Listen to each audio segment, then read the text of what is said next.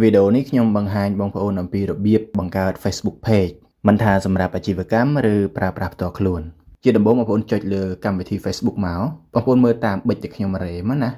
ចុចលើ Facebook មកបន្ទាប់មកបងប្អូនមើលផ្នែកខាងលើខាងស្ដាំនៅលើត្រង់ profile របស់យើងបងប្អូន select លើកន្លែងហ្នឹងមកបន្ទាប់មកទៀតបងប្អូនរកមើលសញ្ញា page នេះឬក៏បងប្អូនអត់ឃើញនៅកន្លែងហ្នឹងទេចុច see more មកអាប៊ូតុងសញ្ញា page ហ្នឹងវានៅ block ហ្នឹងហើយបងប្អូនចុចលើអាប៊ូតុងហ្នឹងមកកន្លែងនេះគឺជាបណ្ដុំផ្ទុក page របស់យើងទាំងអស់ដែលកាន់កាប់ដោយ account របស់យើងហើយដើម្បីបង្កើត page ថ្មីបងប្អូនចុចលើពាក្យ create នៅខាងលើខាងឆ្វេងនេះបងប្អូនរកមើលពាក្យថា create page នេះមកបងប្អូនចុចលើពាក្យហ្នឹងមកកន្លែងនេះ Facebook សួរយើង which option is best for you តើ page របស់យើងហ្នឹងប្រើប្រាស់ជាលក្ខណៈផ្ទាល់ខ្លួនឬក៏ professional អានេះសម្ដៅបង្កើតឲ្យបុគ្គលណាមួយឧទាហរណ៍ថាយើងជាក្រុមហ៊ុនជាផលិតកម្មចុះរួចហើយយើងមានតារាដែលយើងត្រូវកាន់ page ឲ្យគាត់ណាអញ្ចឹងកន្លែងនេះគឺយើងយក personal នេះមកបង្កើតឲ្យបុគ្គលណាម្នាក់ជាលក្ខណៈ personal ឬក៏យើងបង្កើតសម្រាប់ខ្លួនឯងឬក៏សាច់ញាតិរបស់យើងអញ្ចឹងណាប៉ុន្តែមួយនេះវិញគឺសម្រាប់អង្គភាពអាជីវកម្ម promote brand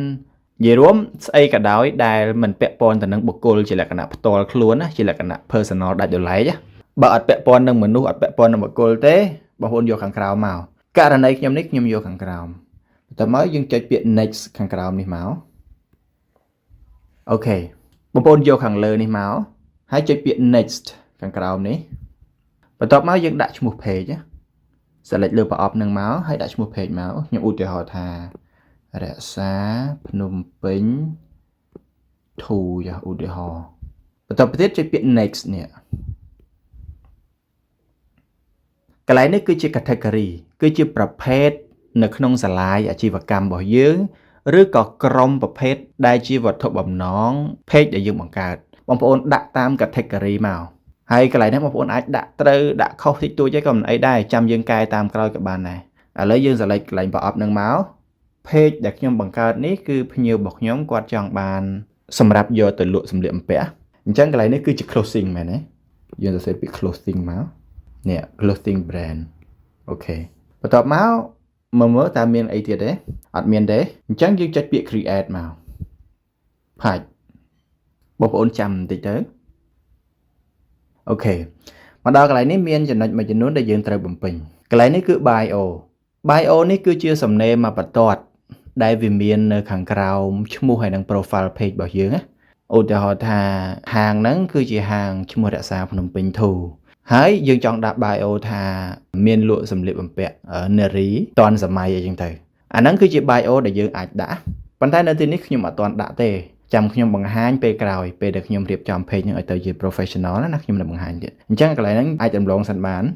បន្តមកទៀត contact វាមាន website email ហើយនិង phone number នៅទីនេះបើយើងមាន website បងប្អូនដាក់ website មក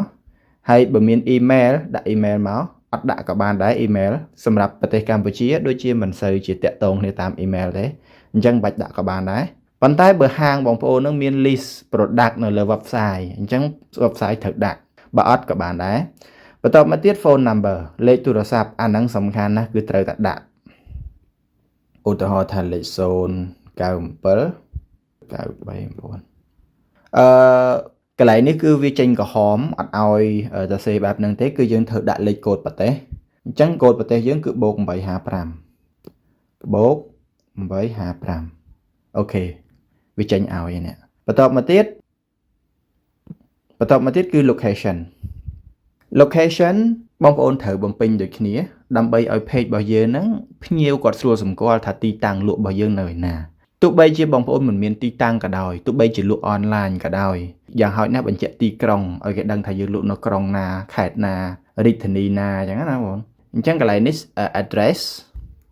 ឧទាហរណ៍ថា street អាហ្នឹងបំពេញលេខផ្លូវណាបង138ទួលគោកយ៉ាងហោចណាស់បងប្អូនរំលេចឈ្មោះ block ដើម្បីឲ្យគេដឹងថាយើងនៅម្ដុំណាណាផ្លូវ138ខណ្ឌទួលគោករាជធានីភ្នំពេញហើយ town ឬ city គឺភ្នំពេញហ្នឹងឯងនិយាយរួមដាក់ព័ត៌មាន address យ៉ាងម៉េចក៏ដោយឲ្យភ្ញៀវរបស់យើងនឹងគាត់ស្រួលសម្គាល់បន្ទាប់មក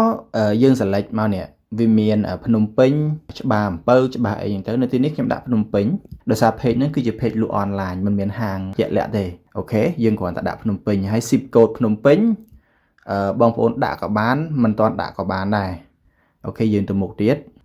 hours គឺម៉ោងដំណើរការ page របស់យើងណាករណីនេះ page ហ្នឹងគឺជា page លក់ភ្ញៀវឆាតពេលណាក៏ទទួលដែរអញ្ចឹងអត់កំណត់ម៉ោងទេប៉ុន្តែបើបងប្អូនមានការកំណត់ម៉ោងដំណើរការហាងឧទាហរណ៍ថាចូលម៉ោង7ព្រឹកចេញម៉ោង5ល្ងាចហើយម៉ោង6 7យប់គឺលែងមានបុគ្គលិកចាត់ចែងការងារសេវាកម្មហើយអញ្ចឹងកន្លែងនេះបងប្អូនត្រូវដាក់នេះ standard hour នេះហើយបងប្អូនកំណត់ទៅតាមនឹងមកវាមានបើកពីថ្ងៃណាដល់ថ្ងៃណា select ថ្ងៃផងហើយបើយើង select ថ្ងៃហើយពីម៉ោងប៉ុន្មានដល់ម៉ោងប៉ុន្មានបងប្អូនកែកន្លែងនេះមកណាហើយនៅទីនេះខ្ញុំអត់ដាក់ទេហាងមួយនេះគឺភ្ញៀវឆាតមកពេលណាទទួលពេលហ្នឹងអញ្ចឹងយើង select យកខាងលើមកបន្ទាប់មកទៀតចុចលើពាក្យ next ខាងក្រោមនេះមកអូខេអានេះគឺជាទម្រង់ page ដែលវាចេញមកអត់ទាន់មាន profile ហើយក៏អត់ទាន់មាន cover ដែរពេលដែលបងប្អូនកំពុងបង្កើតបើបងប្អូនបានរៀបចំ cover ឬ profile រួចហើយបងប្អូន upload ភ្លាមៗមកកន្លែងហ្នឹងមកប៉ុន្តែបើអត់ទាន់ទេបងប្អូនចុច next ទៅមុខទៀតករណីខ្ញុំនេះខ្ញុំបានរៀបចំ cover ហើយនឹង profile ជាឧទាហរណ៍ហើយអញ្ចឹងខ្ញុំ select ភ្លាមៗឲ្យបងប្អូនមើលបងប្អូន select លើសញ្ញាកាមេរ៉ានេះមកបន្ទាប់មកដាក់រូបlogo ដែលយើងបានរើសរួចរាល់ណាបន្ទាប់មក cover បងប្អូនរើសកន្លែងនេះមកអូខេឧទាហរណ៍ដាក់រូបនេះចុះអូខេបន្ទាប់មកទៀតយើងចុចពាក្យ next ខាងក្រោមនេះមក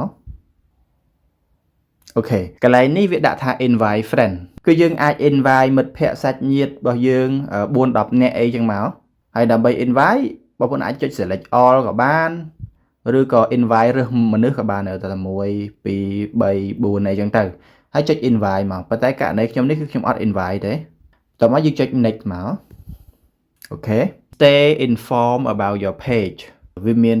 2 marketing promotional email about your page page notification on your profile កន្លែងហ្នឹងបងប្អូនបើកទាំងពីរមកខ្ញុំ recommend ឲ្យបើកទាំងពីរមកកុំឲ្យចុចបិទណាគឺចុចបើកទាំងពីរមកអូខេបន្ទាប់មកបងប្អូនចុចដានខាងក្រោមនេះមកឥឡូវនេះវាកំពុងដំណើរការបង្កើតហើយអូខេឥឡូវ page ហ្នឹងត្រូវបានបង្កើតមកហើយនៅទីនេះ Facebook បាន switch យើងចូលមកក្នុង profile page ហ្នឹងតែម្ដងចូលទៅខាងក្នុង page ហើយ refresh វាបន្តិចមករឿងបន្ទាប់មកទៀតគឺបងប្អូនត្រូវរៀបចំប៊ូតុង message ហើយនឹងដាក់ bio អីផ្សេងដើម្បីឲ្យមានប៊ូតុងសម្រាប់អតិថិជនគាត់ឆាតចូលមកក្នុង page អ្នកខ្លះគឺអត់បានរៀបចំកន្លែងហ្នឹងទេធ្វើឲ្យ page អត់មានប៊ូតុងសម្រាប់ភ្ញៀវឆាតចូលអញ្ចឹងកន្លែងហ្នឹងសំខាន់ណាបងប្អូនអូខេដើម្បីដាក់ប៊ូតុង message បងប្អូនចុចកន្លែងឆ្នុច3នេះមកបន្ទាប់មកបងប្អូនរកមើលអក្សរ A នេះឬក៏ពាក្យអង់គ្លេសថា add button add action button នេះបងប្អូន select លើហ្នឹងមកអូខេ start chat on messenger បងប្អូនសាកចុច edit button នេះមកអូខេគឺមានភាពត្រឹមត្រូវហើយពីមុនបង្កើត page មកគឺអត់មានប៊ូតុងផ្ញើសារទេគឺយើងត្រូវកំណត់ប៉ុន្តែក្នុងឆ្នាំ2025 2026នេះpage គឺបង្កើតមកដល់កន្លែងហ្នឹងគឺតែងតែមានប៊ូតុង message automatic អូខេចុច save មកអូខេអញ្ចឹងប៊ូតុង message ហ្នឹងគឺមាននៅលើ page របស់យើងហើយបងប្អូនចេញមកវិញមកនៅពេលដែលកំណត់និងផ្ទៀងផ្ទាត់ប៊ូតុង message ហើយបងប្អូនអាចសាកល្បងឲ្យនរណាម្នាក់ visit ចូល page មួយនឹងមកថាតើឃើញទម្រង់បែបនេះអត់អានេះគឺជាទម្រង់សំខាន់ណាស់បងប្អូនសម្រាប់ឲ្យអ្នកដែល visit page យើងគាត់ឃើញទម្រង់អញ្ចឹងគាត់អាចចុច follow ឬក៏គាត់អាចផ្ញើ message នៅកន្លែងនេះ page ខ្លះគឺអត់ចេញប៊ូតុង message កន្លែងហ្នឹងទេដែលធ្វើឲ្យអ្នកទិញពិបាករកកន្លែងឆាតចូលណាដល់ពេលអញ្ចឹងប្រសិទ្ធភាពនៃការលក់ហ្នឹងវាថយទៅតាមហ្នឹងអញ្ចឹងចំណុចហ្នឹងសំខាន់ណាស់បន្ទាប់ពីរៀបចំប៊ូតុង message រួចហើយនៅសល់រឿងខ្លះទៀតបងប្អូនចុចកន្លែងបើនេះមករួចហើយបងប្អូន scroll មកខាងក្រោមដល់វាផ្ទៀងផ្ទាត់បន្ថែមយើងមើលកន្លែងមួយចំនួនទៀតដែលត្រូវបំពេញចុចលើ edit public detail នេះមកអានេះ profile របស់យើងអូសទៅក្រៅមកអានេះ cover របស់យើងនេះគឺ bio បងប្អូនត្រូវរៀបចំ bio នៅកន្លែងហ្នឹងណាអូខេ select មកបន្ទាប់មកនៅក្នុងកន្លែង describe yourself នេះបងប្អូនសរសេរ clear ប្រមាណបន្ទាត់មកឧទាហរណ៍ថាអូខេបន្ទាប់មកបងប្អូនចុច save ខាងលើខាងស្ដាំនេះមក អូខេឥឡូវយើងកំណត់ bio ហើយកន្លែង bio ហ្នឹងបងប្អូនដាក់ link Telegram បន្ថែមទៀតក៏បានបងប្អូនដាក់ link website ក៏បានដាក់អីក៏បានដែរអូខេបន្ទាប់មកបងប្អូនអូសទៅខាងក្រោមទៀតមកតើម្ដុំនេះមានអីកែសម្រួលអត់បើមានអីកែសម្រួលបងប្អូន select កន្លែង edit នេះមកអូខេអាកន្លែង closing នេះគឺយើងអាចកែបានដែរឧទាហរណ៍ថាពេលដែលយើងបង្កើតដំបូងយើងមានការដាក់ category ខុសឬក៏អត់ទាន់ចំពេញលេញបងប្អូន edit កន្លែងហ្នឹងមកបើជាអាហារដ្ឋានហ្នឹងកន្លែងហ្នឹងដូរដាក់ restaurant អីចឹងទៅបន្ទាប់មកអូសមកខាងក្រោមទៀតមកបើ page របស់បងប្អូនមាន WhatsApp ហើយចង់ឲ្យគេតាក់ទងតាម WhatsApp បងប្អូនចុចលើ WhatsApp ហើយកំណត់មក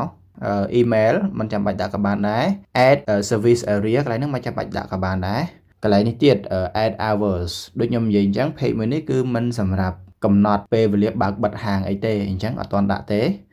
price rank បងប្អូនដាក់ក៏បានមិនដាក់ក៏បានហើយខ្ញុំ recommend ឲ្យបងប្អូនកំណត់តិចទៅចុចលើវាមកអូខេ price rank ហ្នឹងគឺសំដៅលើកម្រិតតម្លៃនៃអីវ៉ាន់ក្នុងហាងរបស់យើងបើហាងយើងលក់តម្លៃក្រោម10រៀលមានន័យថា1រៀល2រៀល3រៀល4 5រហូតដល់9រៀលបងប្អូន select យកអានេះមកហើយបើចាប់ពី10រៀលទៅ20រៀលឬក៏20 30 40រៀលបងប្អូន select យកអាទី2នេះមកpage មួយនេះគាត់លក់សម្លៀកបំពាក់ជាទូទៅតម្លៃ12រៀល13រៀលអញ្ចឹង select យកអានេះមកមានន័យថាដុល្លារតែ2ខ្ទង់ទេកម្រិតតម្លៃអីវ៉ាន់ក្នុង page ហ្នឹងណាហើយបើអីវ៉ាន់ហ្នឹងជាប្រភេទអីវ៉ាន់ថ្លៃ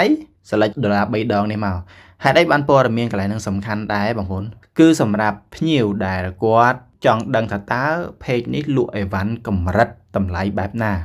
ស្រួលគាត់ដឹងលទ្ធភាពរបស់ខ្លួនគាត់អញ្ចឹងណាអ្នកខ្លះគាត់អត់ចង់ស៊ើបតម្លៃដោយការឆាតសួរទេប៉ុន្តែគាត់ចង់មើលព័ត៌មានក្នុង page ដើម្បីដឹងថាតើ page ហ្នឹងលក់កម្រិតតម្លៃប៉ុណ្ណាបើពេលយើងកំណត់អាហ្នឹងគាត់ដឹងថាអូត្រឹម10រៀល20រៀលអីទេអញ្ចឹងក្នុងលទ្ធភាពរបស់គាត់អាហ្នឹងគាត់ហ៊ានឆាតសួរយើងហើយអញ្ចឹងណាគឺខ្ញុំតែងតែ recommend ឲ្យដាក់កន្លែងហ្នឹង select យកវាហើយចុច save ខាងក្រោមនេះមកអូខេបន្ទាប់មកទៀត not yet rate កន្លែងនេះកន្លែង review កន្លែងហ្នឹងគឺបានន័យថាយ៉ាងមានន័យថាយើងអនុញ្ញាតឲ្យមនុស្សសរសេរមតិរិះគន់ឬក៏ពេញចិត្តនៅក្នុង page របស់យើងបើយើងចង់ឲ្យគេមានកន្លែងសរសេរ review ឬក៏ rate ផ្កាយឲ្យយើងបងប្អូនបើកកន្លែងហ្នឹងមកប៉ុន្តែបងប្អូនអត់ចង់ទេបងប្អូនបិទមកប៉ុន្តែបើយើងទុកចិត្តលើអីវ៉ាន់របស់យើងណាអាហ្នឹងខ្ញុំ recommend ឲ្យបងប្អូនបើកមកការបើកវាធ្វើឲ្យមានមតិពេញចិត្ត rate ផ្កាយឲ្យនៅក្នុង page របស់យើងណាវាជួយជំរុញបន្ថែមដល់ទំនុកចិត្តអ្នកដទៃទៀតដែលមិនធ្លាប់ទិញយើងការដែលគាត់មើល review ផ្សេងៗហ្នឹងគឺធ្វើឲ្យគាត់ទុកចិត្ត page យើងអញ្ចឹងខ្ញុំ recommend ឲ្យបើកនេះគឺបើកអញ្ចឹងមកបន្ទាប់មកបងប្អូនចុចចេញមកវិញមកអូខេវាជាប់ហើយបន្ទាប់មកទៀត add hours ខ្ញុំអត់ទេ add specialty and services បងប្អូនចង់ដាក់ក៏ដាក់ទៅហើយមិនចង់ដាក់ក៏បានដែរយល់កន្លែងនេះខ្ញុំអត់ដាក់ទេចេញមកវិញមកបន្ទាប់មកបងប្អូនចុច save មកអូខេព័ត៌មានមួយចំនួនយើងបានកែតម្រូវបន្ថែមហើយតើមានអ្វីដែលគួរបំពេញអីទៀតទេកន្លែងនេះគឺសម្រាប់ link profile ផ្សេងបងប្អូនចុចកន្លែង add នឹងមកបើយើងចង់ដាក់ Instagram IG របស់យើងចូលកន្លែងហ្នឹងក៏បានដែរហើយបើយើងចង់ដាក់ channel YouTube របស់យើងចូលទៀតក៏បានដែរបងប្អូន add link កន្លែងនេះមកគឺវាមាន option ក្នុងការដាក់ហើយនៅទីនេះខ្ញុំអត់ដាក់ទេហើយ back មកវិញមកអូខេមើលដូចជាអស់ហើយចេញមកវិញមកបន្ទាប់ពីបង្កើត page ហើយបងប្អូនត្រូវគ្រប់គ្រង page ហ្នឹងនៅក្នុង business suite បងប្អូនត្រូវ download កម្មវិធីនេះមួយទៀតគឺកម្មវិធី business suite ក្រោយពី download កម្មវិធីហ្នឹងហើយពេលបងប្អូនចុចលើវាមកវានឹងចេញ option ឲ្យយើងរើស profile របស់យើងដែលយើងបាន log in ចូល Facebook ណាពេលហ្នឹងវានឹងបើក profile របស់យើងចូលកន្លែងហ្នឹង page ទាំងអស់គឺវានឹងលៀនចេញនៅក្នុងហ្នឹងហើយ